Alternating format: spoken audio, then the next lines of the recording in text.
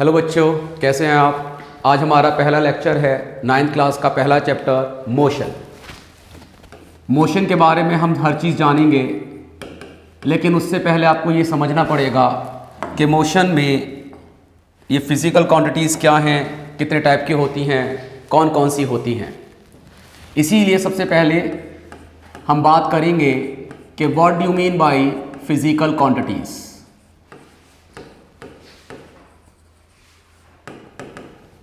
Physical quantity किताबों में अलग अलग डेफिनेशन दे रखी होती है फिज़िकल क्वांटिटी के बारे में, लेकिन अगर हम बेसिक्स की बात करें तो physical quantities are those quantities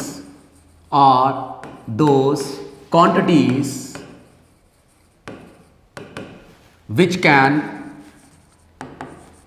measure physically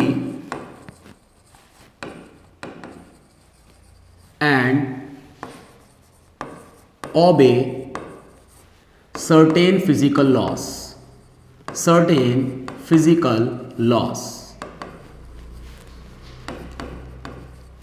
तो ये है बच्चों डेफिनेशन फिज़िकल क्वांटिटीज़ की, कि वो फिज़िकल क्वांटिटीज़ होती हैं जिसको आप मेज़र कर सकते हैं और वो किसी न किसी फिज़िकल लॉ को ओबे कर रहा होगा। जैसे इसको समझने के लिए हम एक एग्जांपल ले लेते हैं मास का। आप जानते हैं कि हम मास को मेज़र कर सकते हैं। जैसे कि आपने देखा होगा कि हम मार्केट में गए, हमें सब्ज़ी ख़रीदनी है, फल ख़रीदना है, या घर का कोई सामान ख़रीदना है, चावल ख़रीदना है, दाल ख़रीदना है, तो हम मार्केट में शॉपकीपर से बोलते हैं भाई 2 किलो आलू दे दो, 4 किलो सेब दे दो, या 1 किलो आटा ले लो। तो कहीं ना कहीं आप क्या कर रहे हो, मास को मेज़र करने जा रहे हो, और उस मास को मेज़र करने के लिए आपने कोई ना कोई इंस्ट्रूमेंट यूज़ किया होगा, जिसकी वजह से हम उस मास को फिज़िकली मेज़र कर पा रहे हैं। अब मास किस फिज़िकल लॉ को फॉलो करता है, जैसे कि आपको पता है, अगर नहीं पता तो ये समझ लीजिए, मास ओबे करता है law of conservation of mass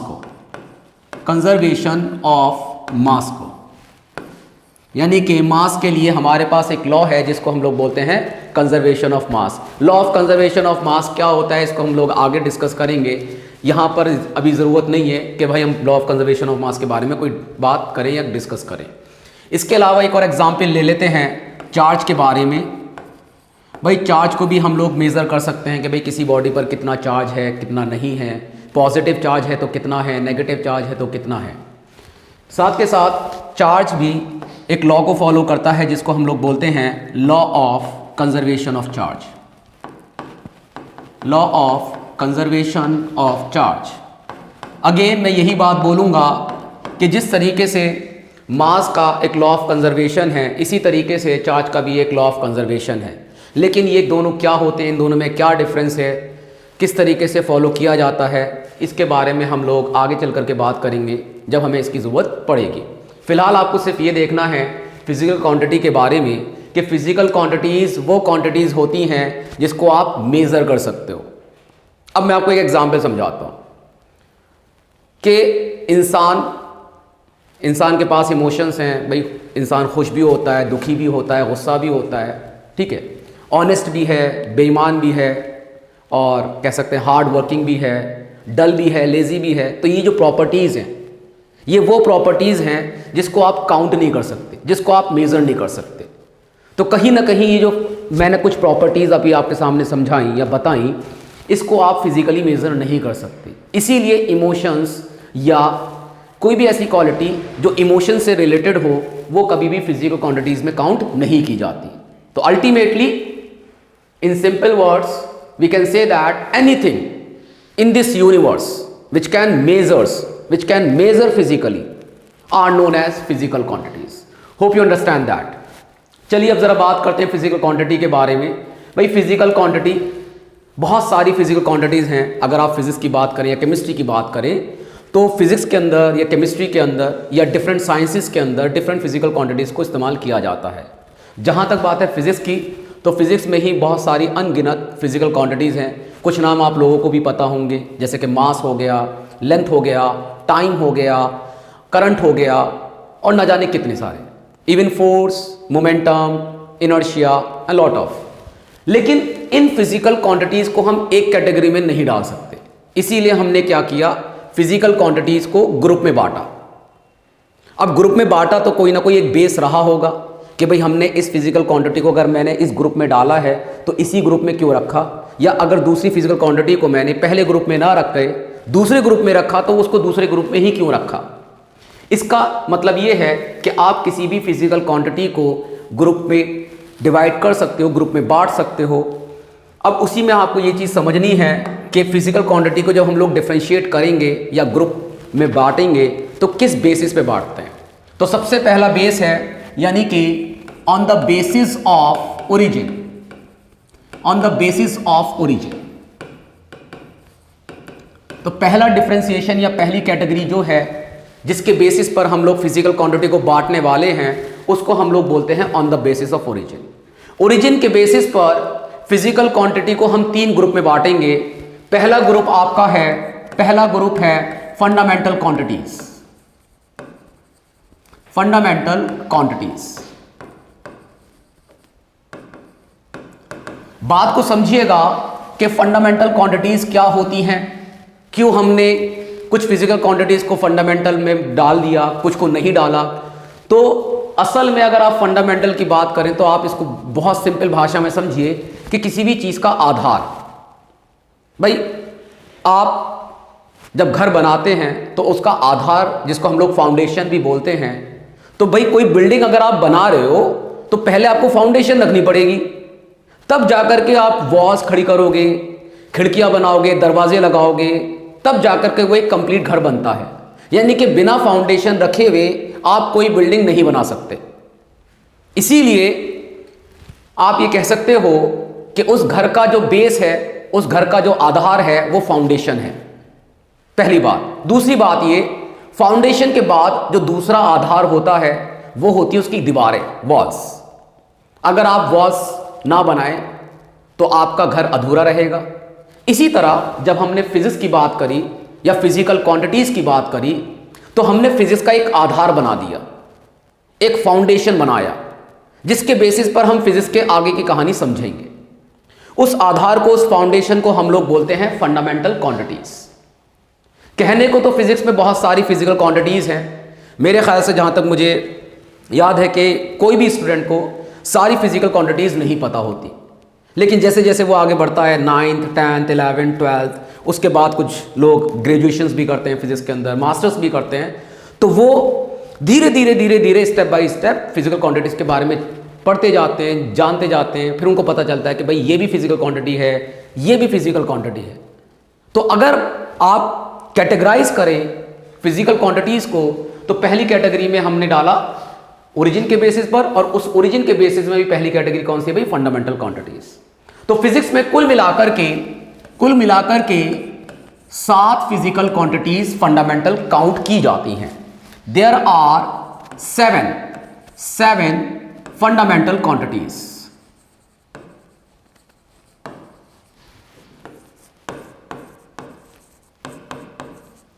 कुछ किताबें क्या करती हैं, उसको फंडामेंटल ना बोल करके उसको बेस क्वांटिटी भी बोल देती है। तो याद रखिए, फंडामेंटल बोलिए या बेस बोलिए, दोनों में सिर्फ शब्दों का अंतर है, लेकिन प्रॉपर्टी में कोई फर्क नहीं पड़ने वाला, चाहे आप उसको फंडामेंटल क्वांटिटीज बोलिए या बेस क्वांटिटी बोलिए। अब ये जो 7 फंडामेंटल क्वांटिटीज हैं, इनमें ये 7 एग्जाम्पल कौन कौन से हैं। तो पहला एग्जाम्पल यहां पर आता है लेंथ का, दूसरा है आपके पास मास का, तीसरा है आपके पास टाइम का, चौथा है आपके पास करंट का, पांचवी हो गई आपकी temperature,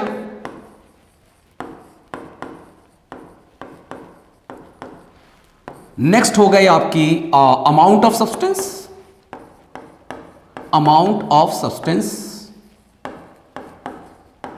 and the last one जो है वो है लुमिनस इंटेंसिटी।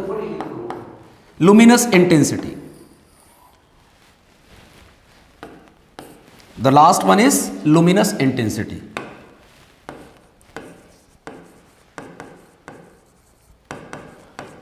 तो आपने यहां पर देखा कि हमारे पास 7 बेस क्वांटिटीज या 7 फंडामेंटल क्वांटिटीज है।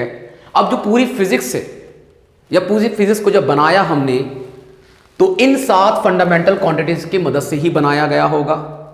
अब इन 7 के अलावा जो भी फिजिकल क्वांटिटी होगी वो फंडामेंटल क्वांटिटी से बाहर का काउंट की जाएगी। अब वो बाहर कौन सी कैटेगरी में आएगा, कौन सी में नहीं आएगा, उसकी हम बाद में बात करेंगे। पहले यहां पर आपको एक एक करके बातें समझा दें। देखो, लेंथ हर कोई जानता है कि भाई लेंथ का मतलब होता है दूरी या लंबाई। भाई कुछ लोग कहते हैं कि भाई डिस्टेंस भी लेंथ ही है। बिल्कुल सही बात है भाई, डिस्टेंस भी अपने आप में एक लेंथ होता है, डिस्प्लेसमेंट भी अपने आप में लेंथ होता है, पोजीशन, रेडियस, तो डिफरेंट नाम से लेंथ को जाना जाता है। इवन ब्रेथ हो गई, हाइट हो गई, तो ये सारी की सारी कैटेगरी में आता है लेंथ की। मास आपको पता ही है कि जब हम किसी भी चीज़ को मैटर की जब बात करते हैं तो हम कहते हैं कि भाई हर मैटर के पास कुछ ना कुछ मास मौजूद होगा, ज़्यादा हो या कम हो। सबसे ज़्यादा दिक्कत आती है बच्चों को ये समझने की कि भाई ये अमाउंट ऑफ सब्सटेंस क्या है। जब हम यहाँ मास बोल दिया हमने, तो फिर हमें अमाउंट ऑफ सब्सटेंस क्यों दिया गया, या हमें अमाउंट ऑफ सब्सटेंस से हमें क्या समझ में आना चाहिए। तो मैं आपको बताना चाहूँगा कि अमाउंट ऑफ सब्सटेंस और मास के बीच में क्या डिफरेंस है। देखो, मास क्या है? मास है matter contained, matter contained in a body, in a body. किसी भी बॉडी के अंदर कितना मैटर कंटेंट है। जैसे फॉर एग्जांपल एक ह्यूमन की बात कर लीजिए आप। अगर आप ह्यूमन बॉडी की बात करेंगे तो ह्यूमन बॉडी बना हुआ है प्रोटीन से, कार्बोहाइड्रेट से, वाटर से, मिनरल से, विटामिन से, फैट से। तो कुल मिलाकर के अगर आप इन सब का मेजरमेंट कर लो तो आप कहोगे कि that is the total matter content in the body. और यही मैटर को आपने बोल दिया, सबको सम करके, सबको एक साथ बोल दिया कि भाई मास बॉडी का कितना मौजूद है। जैसे एक एग्जांपल के तौर पर आपने कहा कि बॉडी का जो मास है वो 50 kg है। अब ये 50 kg किस चीज का मास है?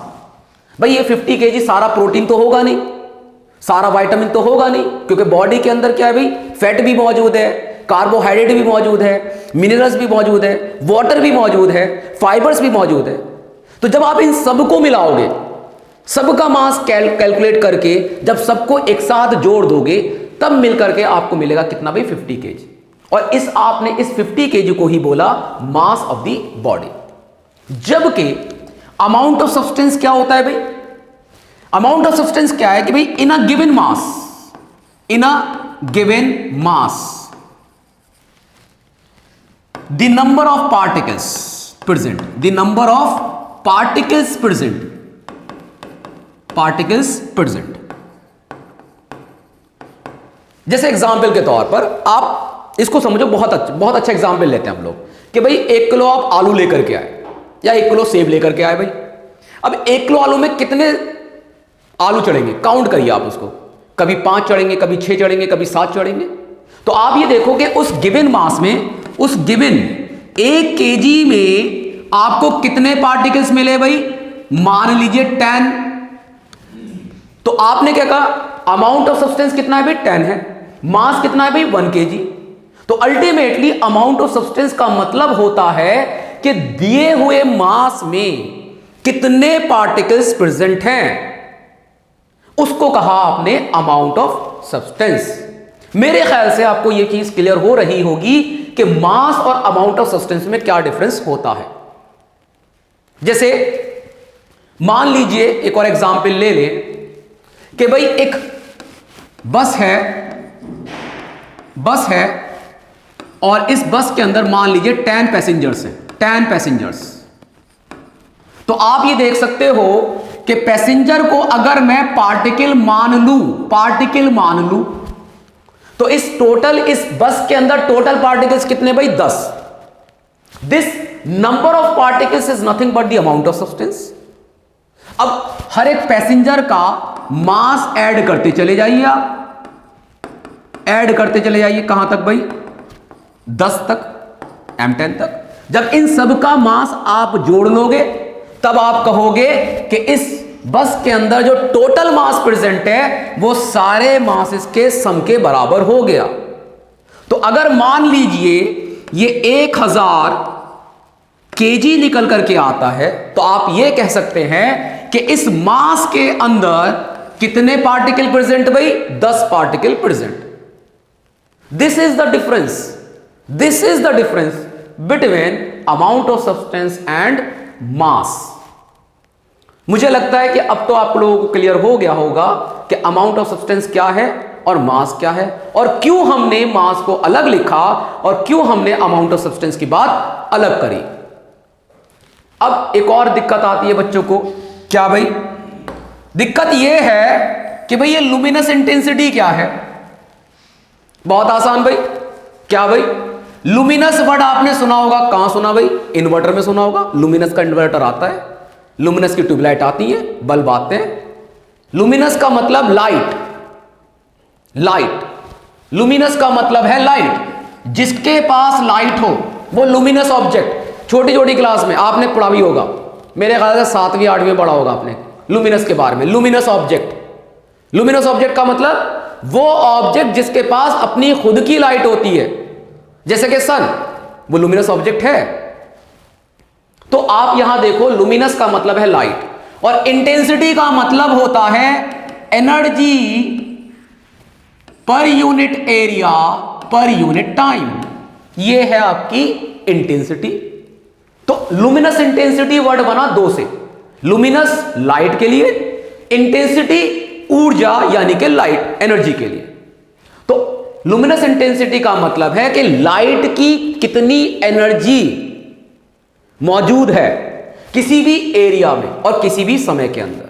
खैर, यह ज्यादा डिटेल में हम लोगों को नहीं जाना, ये तो सिर्फ मैंने आपको समझा दिया कि लुमिनस इंटेंसिटी बेसिकली कहां से मिलकर के बनता है।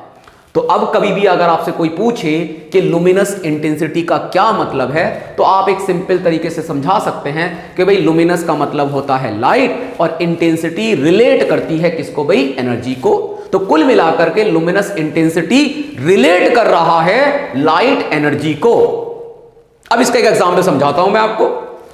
पहले दौर में क्या होता था, स्टार्टिंग बिल्कुल वेरी मतलब समझ लिए प्रिमिटिव एज की बात करें, जब ह्यूमन इवॉल्व हो रहा था, तो पहले क्या था? अंधेरे में जी रहा था, कोई लाइट नहीं थी, लाइट तो थी लेकिन समझ नहीं पा रहा था। फिर उसने क्या करा? फायर जनरेट किया। 2 पत्थरों को घिसने के बाद तो फायर जनरेट हुआ, आग जल गई। अब जो सूरज ढलने के बाद अंधेरा हो रहा था, उस अंधेरे को खत्म किया किसने भाई? उस आग ने, फायर ने। अब उस फायर का इस्तेमाल किया उन्होंने कब? रात के समय शिकार करने के लिए। भाई रात में खाना चाहिए नहीं चाहिए, या भूखे रहेंगे? हैं, हम लोग थोड़ी ना है जो भूखे रहेंगे, उन्हें तो चाहिए भाई। तो असल में प्रिमिटिव एज में फायर को as a source of light use करते थे वो लोग, as a source of light. फिर उसके बाद आई आपकी मशाल। देखा होगा आपने मशाल, अंग्रेजों के ज़माने में जब राजा महाराजा आया करते थे, मुगल्स एंड ऑल, वहाँ क्या था? रात में कहीं किसी सुरंग में जा रहे हैं या गुफा में जा रहे हैं, तो वो क्या करते थे? मशाल का इस्तेमाल करते थे। फूस लिया, फूस को किसी लकड़ी पे बांधा और फायर करा, उसको जला दिया। क्या हो गया? वहाँ पर उसको एज ए मशाल यानी कि as a source of light use करने लगे। उसके बाद फिर दिए आए, फिर बल्ब आया, फिर ट्यूबलाइट आई, फिर आपके पास एलईडी बल्ब आ चुके हैं अब आपके पास। तो अब आप ये देखो कि धीरे धीरे जैसे जैसे हम लोग आगे बढ़ रहे हैं, वैसे वैसे सोर्स ऑफ लाइट क्या हो रहा है? चेंज होता जा रहा है। अगर मैं आपसे पूछूं, सिंपल सा क्वेश्चन पूछूं कि भाई बल्ब और एलईडी के अंदर किसकी रोशनी ज्यादा, तो मुझे नहीं लगता कि कोई बच्चा मुझे बल्ब का एग्जाम्पल देगा या बल्ब आंसर देगा। हर किसी को मालूम है कि बल्ब के कंपैरिजन में एलईडी की जो लाइट एनर्जी होती है, याद रखो मैं क्या लिख रहा हूं यहां पर, लाइट एनर्जी होती है, वो ज्यादा होती है। लाइट एनर्जी ज्यादा होने का क्या मतलब है कि इसकी लुमिनस इंटेंसिटी भी क्या होगी? ज्यादा होगी। तो यह होता है लुमिनस इंटेंसिटी का मतलब कि जिसकी रोशनी ज्यादा, जिसकी लाइट एनर्जी ज्यादा, उसकी लुमिनस इंटेंसिटी ज्यादा, जिसकी लाइट एनर्जी कम, उसकी लुमिनस इंटेंसिटी कम। अगर आप कंपेयर करें बल्ब और कैंडल में, तो आपको पता है कि बल्ब की लुमिनस इंटेंसिटी ज्यादा होती है एज कंपेयर टू कैंडल। मेरे ख्याल से अब इतना ही बहुत है अबाउट द लुमिनस इंटेंसिटी। आगे बढ़ते हैं। और देखते हैं दूसरी कैटेगरी। चलिए बात करते हैं दूसरी कैटेगरी की। फंडामेंटल के बाद आता है next drive physical quantities. Derived physical quantities, drive physical quantities. देखो इसको बहुत आसानी से आप लोगों को समझ में आ जाएगा कि भाई कैसे। आपको भी मैंने बताया कि हमारे पास 7 फंडामेंटल क्वांटिटीज थी, ठीक है। अब इस 7 फंडामेंटल क्वांटिटीज में से दो से ज्यादा, 3, 4, 5, 6 या 7 के साथ आप क्या करो, इनका इस्तेमाल करके एक ऐसी क्वांटिटी बनाओ जो फंडामेंटल ना हो। कुल मिलाकर के इसको मैं दूसरे तरीके अगर आपसे समझाऊं कि जैसे मानो कि आपके पास है आलू, ठीक है, प्लस आपके पास है गोभी। भाई देखो बाजार से तुम क्या लेकर के आओगे, रॉ मटेरियल तो लेकर के आ रहे हो। आलू क्या है, रॉ मटेरियल है। गोभी क्या है, ये भी रॉ मटेरियल।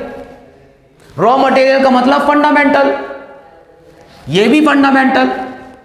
अब आपने दोनों को मिक्स कर दिया, मम्मी ने बना दी आलू और गोभी की सब्जी। क्या बना दी भाई, आलू गोभी की सब्जी। अब आप इसको क्या बोलोगे, आप इसको आलू नहीं बोल सकते, इसको आप गोभी नहीं बोल सकते, इसको क्या बोलोगे, आलू गोभी की सब्जी, जो कि किससे बनी हुई है, आलू प्लस गोभी से बनी हुई है ना। तो जब आपने दो अलग अलग कैटेगरी की वैल्यू या अलग अलग कैटेगरी को मिक्स किया तो आपको एक नई कैटेगरी मिली, जो कि ना तो कंप्लीटली आलू है ना ही कंप्लीटली गोभी है, वो क्या एक मिक्सचर है। समझे नहीं समझे? उसी तरीके से अगर आपने मान लो लेंथ ले लिया, समझे, लेंथ ले लिया आपने, भाई लेंथ क्या है, फंडामेंटल है, अभी हमने पढ़ा था 7 है ना भाई, उसमें से एक क्या है, फंडामेंटल लेंथ होती है। एक आपने ले लिया टाइम, समझना बात को, ये भी फंडामेंटल ये भी फंडामेंटल। इन दोनों के साथ मैंने क्या किया, मैंने किया ये कि मैंने लेंथ को डिवाइड कर दिया टाइम से, लेंथ को डिवाइड कर दिया टाइम से। क्या होता है भाई length divide by time, speed होता है भाई, स्पीड। क्या होता है भाई, स्पीड होता है।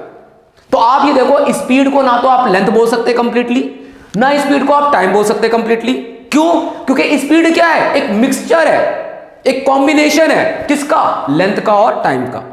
तो ये हो गया फंडामेंटल, ये हो गया फंडामेंटल, लेकिन ये कहलाएगा आपका derived physical quantity, derived physical quantity.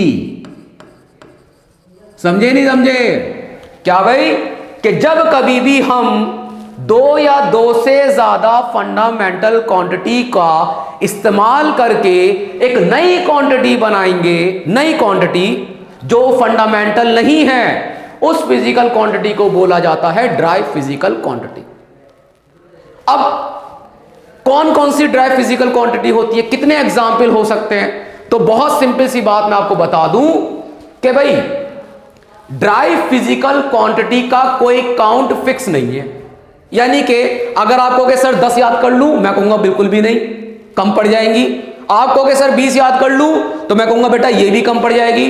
फिर आप मेरे से क्वेश्चन करोगे कि सर कितनी याद करूं, मैंने कहा बेटा याद मत कर, सीख, कैसे निकालना है सीख, सीखना इंपॉर्टेंट है। याद करेगा रट लेगा, आज याद रहेगा, कल याद रहेगा, फिर भूल जाएगा। सीख लेगा तो मेरे ख्याल से पूरी लाइफ के लिए याद हो जाएगा। तो बेटर है कि रटने से बेटर है आप उसको समझो कैसे आ रहा है ये। जैसे कि स्पीड आपको मालूम है, हर बच्चा जानता है sir speed is equal to distance upon time. अब डिस्टेंस ही ना दूं, मैं रेडियस दे दूं तो क्या वहां स्पीड नहीं होगी? बिल्कुल होगी। तो वहां पर तरीके अलग अलग होते हैं। तो इंपॉर्टेंट क्या है भाई, ड्राइव फिजिकल क्वांटिटी के बहुत सारे एग्जाम्पल हैं, जिसमें कि मैं आपको कुछ बता देता हूं। कुछ एग्जाम्पल लेकर के चलते हैं। एग्जाम्पल्स स्टार्ट करेंगे हम लोग कहां से भाई, स्पीड से। या फिर इसको वेलोसिटी बोल दीजिए। देखो फर्क है दोनों में, स्पीड और वेलोसिटी में फर्क होता है। वो फर्क क्या है वो आगे चल करके बात करेंगे हम लोग। उसके बाद आपके पास आ जाता है एक्सेलरेशन। एक और एग्जांपल ले लेते हैं एरिया, एक और एग्जांपल ले लेते हैं वॉल्यूम, एक और एग्जांपल ले लेते हैं डेंसिटी, एक और एग्जांपल ले लेते हैं फोर्स, एक और एग्जांपल ले लेते हैं एनर्जी, और एक example power, linear momentum, linear momentum. फिर एग्जांपल आ गया आपके पास वर्क डन, फिर एक एग्जांपल आ गया आपके पास प्रेशर। तो यहां पर आप देखो कि भाई इतने सारे एग्जांपल आपके सामने हैं जो फंडामेंटल नहीं होते, वो असल में होते हैं ड्राई फिजिकल क्वांटिटीज।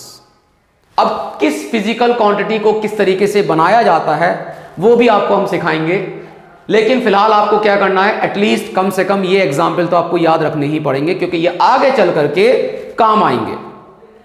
कौन कौन से भाई? Speed, velocity, acceleration, area, volume, density, force, energy, power, linear momentum, work, pressure, और भी एग्जाम्पल्स हैं। चले अब तीसरी कैटेगरी क्या है भाई? तीसरी कैटेगरी, इसको हम लोग सप्लीमेंट्री बोल देते हैं। Supplementary, supplementary physical quantities. देखो ये अपने आप में अलग है बिल्कुल। सप्लीमेंट्री फिजिकल क्वांटिटीज, ये वो क्वांटिटीज हैं जो कि फंडामेंटल से बनी हुई नहीं होती। भाई जब फंडामेंटल से नहीं बन रही तो हम ये कहेंगे ना तो इनको आपने फंडामेंटल माना और ना ही ये फिजिकल क्वांटिटी फंडामेंटल से बनी हुई होती है। इसके क्या क्या एग्जाम्पल है? इसमें एग्जाम्पल सिर्फ दो ही हैं आपके। भाई पहला एग्जाम्पल क्या है भाई आपके पास? Planar angle. प्लेनर एंगल जिसको आप 2D एंगल भी बोल सकते हैं, 2D एंगल। और दूसरा होता है सॉलिड एंगल। बेटा देखो सॉलिड एंगल के बारे में हमें बात नहीं करनी, सिर्फ आपको नाम याद रखना है। और 3D angle, 3D angle and planar angle. तो ये है सप्लीमेंट्री फिजिकल क्वांटिटीज के एग्जांपल्स। तो पहली कैटेगरी आपकी कंप्लीट हो गई कि फिजिकल क्वांटिटी को हमने ओरिजिन के बेस पर 3 कैटेगरी में डिवाइड किया, फंडामेंटल, कुल मिलाकर के 7। अब यहां पर मैं आपको समराइज कर देता हूं ताकि आपको याद करने में आसानी हो जाए, आसानी हो जाए। क्या भाई? भाई हमारे पास 7 फंडामेंटल है, 2 सप्लीमेंट्री है, सप्लीमेंट्री। अब इन 9 के अलावा, अब देखो मैंने कहा ना रटोगे तो भूल जाओगे, अब समझो रटना है तो ये 9 रट लो आप। भाई 7 फंडामेंटल तो आपको रटनी है, याद रखनी है। कौन कौन सी? Length, mass, time, current and all. 2 supplementary, planar angle and solid angle. कुल मिलाकर के आपको कितनी याद रखनी है? 9।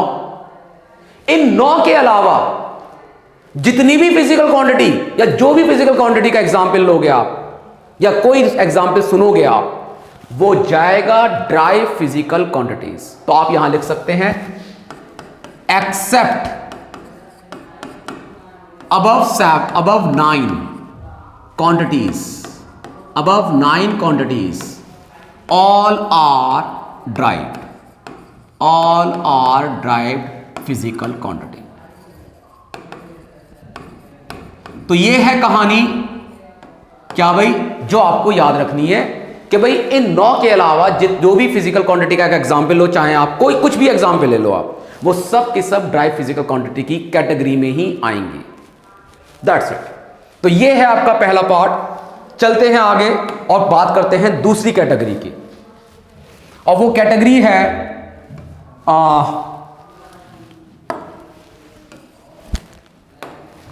on the basis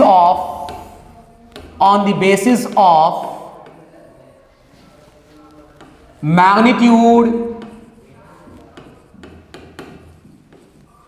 and direction.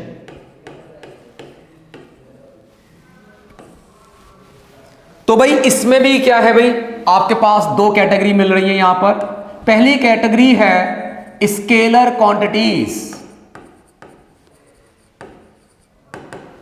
यहां से सवाल पूछा जाता है कि भाई इनमें से कौन सी फिजिकल क्वांटिटी स्केलर है, कौन सी फिजिकल क्वांटिटी वेक्टर है या स्केलर नहीं है। तो पहली कैटेगरी आपकी आ गई स्केलर क्वांटिटीज। स्केलर क्वांटिटीज के बारे में पहले हम लिख लेते हैं, डेफिनेशन आपको पता होनी चाहिए। हम लिखेंगे यहां पर कि भाई these are those physical quantities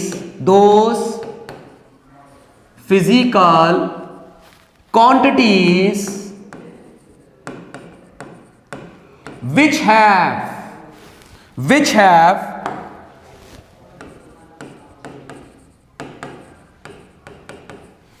only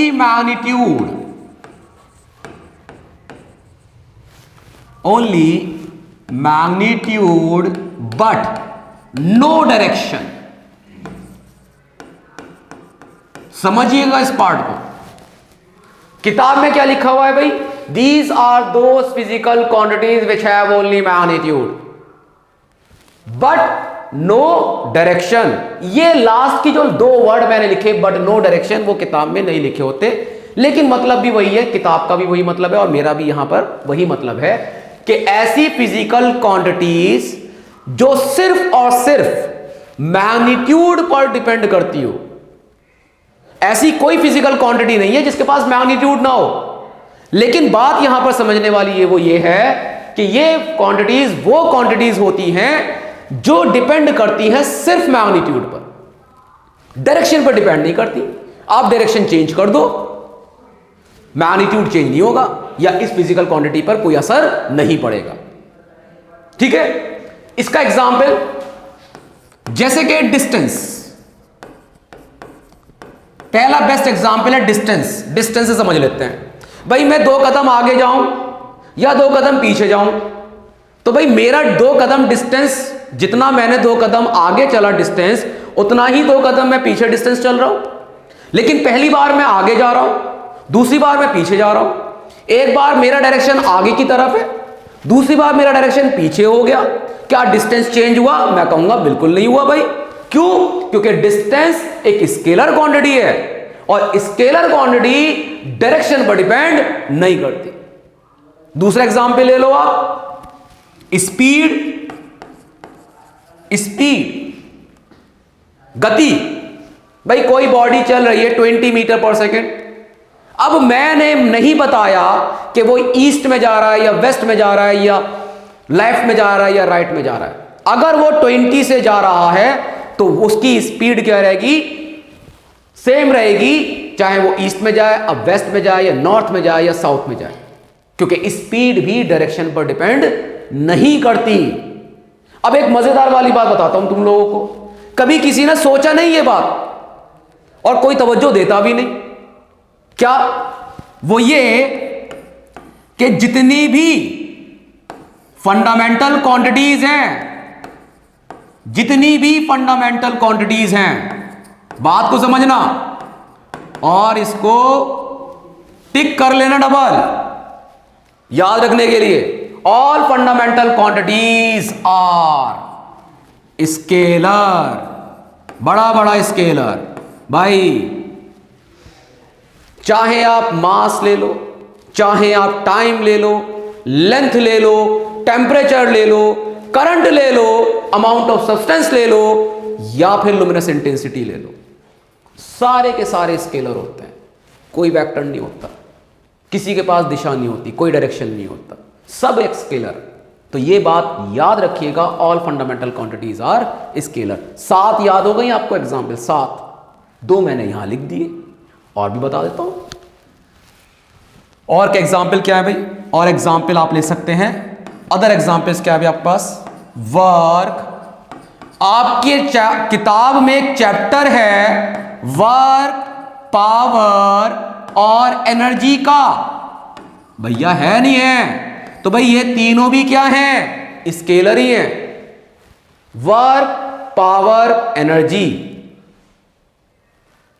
ठीक है। तो यहां पर वर्क कोई सा भी हो, पावर कोई सा भी हो, एनर्जी कोई सी भी हो, kinetic, potential, chemical, electrical, magnetic, कोई भी एनर्जी ले लो आप उठा करके, सारी की सारी स्केलर होती है। अगर एनर्जी वर्ड आ गया तो समझ लो स्केलर, पावर वर्ड आ गया समझ लो स्केलर, वर्क का टर्म अगर यूज कर लिया तो वो भी स्केलर। तो यहां पर आपको मैंने कुछ एग्जाम्पल दे दिए, क्या भाई, distance, speed, fundamental quantities, work, power, energy. इसके अलावा और कौन सा एग्जाम्पल है भाई, एरिया, वॉल्यूम, डेंसिटी, ये भी सारे के सारे स्केलर ही होते हैं। तो बच्चों ये बात याद रखो कि अगर कहीं किसी क्वेश्चन में स्केलर क्वांटिटीज के बारे में पूछा गया तो वो यही इन्हीं में से कोई एग्जाम्पल उठा लेगा, एक उठा ले, दो उठा ले या तीन उठा ले। लेकिन अगर आपको याद है, आपने नोट कर लिया है, आपको समझ में आ गया है, तो मुझे नहीं लगता कि आपका क्वेश्चन छूटेगा। चलते फिर आगे भाई, बात करते हैं दूसरी कैटेगरी की, और दूसरी कैटेगरी है आपकी वेक्टर क्वांटिटीज। वेक्टर क्वांटिटीज, अभी थोड़ी देर पहले मैंने इस वर्ड का यूज भी किया था, वेक्टर क्वांटिटीज का, लेकिन क्योंकि वहां पर से वर्ड ही यूज किया था, अब हम यहां पर आप बात करेंगे कि होती क्या है असल। देखो किताब में क्या लिखा है, पहले किताब के डेफिनेशन समझाता हूं। किताब में लिखा हुआ कि वेक्टर क्वांटिटीज आर दोस जिसके पास मैग्नीट्यूड होगा, जिसके पास डायरेक्शन होगा। अगर ऐसा होता तो करंट स्केलर क्यों होता, वो भी तो वेक्टर ही होता ना। लेकिन ये डेफिनेशन थोड़ी सी अधूरी है, थोड़ी सी कमी है इसके अंदर। वो कमी क्या है, देखो, vector quantities are those which have, पहला मैग्नीट्यूड होना चाहिए। देखो ये तो बात में आप लोग ये समझ लो कि ऐसा कोई फिजिकल क्वांटिटी नहीं होता जिसका मैग्नीट्यूड ना हो। जीरो भी अपने आप में मैग्नीट्यूड है। आप लोग जीरो को मैग्नीट्यूड नहीं मानते भाई। मैग्नीट्यूड है क्या असल में भाई, नंबर। तो नंबर चाहे 0, 1 हो या 2 हो, मैग्नीट्यूड तो मैग्नीट्यूड है। पहला मैग्नीट्यूड होना चाहिए भाई। दूसरा डायरेक्शन होना चाहिए, डायरेक्शन। और मोस्ट इंपॉर्टेंटली ओबे, ये इंपॉर्टेंट है, वेक्टर्स लॉस। ये अभी आपको डिस्कस नहीं करना, ये आपको समझना नहीं है, सिर्फ याद रखना है कि अगर किसी भी क्वांटिटी को आप वेक्टर बोल रहे हो तो ये तीनों खूबियां होनी चाहिए। मैग्नीट्यूड भी होना चाहिए, डायरेक्शन भी होना चाहिए, और वो वेक्टर के सिद्धांत यानी कि लॉस को फॉलो करना चाहिए। अगर इसमें से एक भी कमी हो गई तो वो कभी भी वेक्टर नहीं कहलाएगा। अब वेक्टर्स के लॉस बेसिकली बेटा 3 होते हैं, बता दे रहा हूं, सिर्फ बस बता दे रहा हूं मैं आप लोगों को कि वेक्टर्स के 3 लॉ हैं, लेकिन आपको इसके बारे में नहीं पढ़ना है और टेंशन भी नहीं लेना भाई। क्यों, बस सिर्फ आपको नाम याद रखने आगे के लिए अगर जरूरत पड़े तो। क्या भाई, एक होता है एडिशन लॉ, दूसरा होता है सब्सट्रैक्शन लॉ, और तीसरा होता है मल्टीप्लिकेशन लॉ।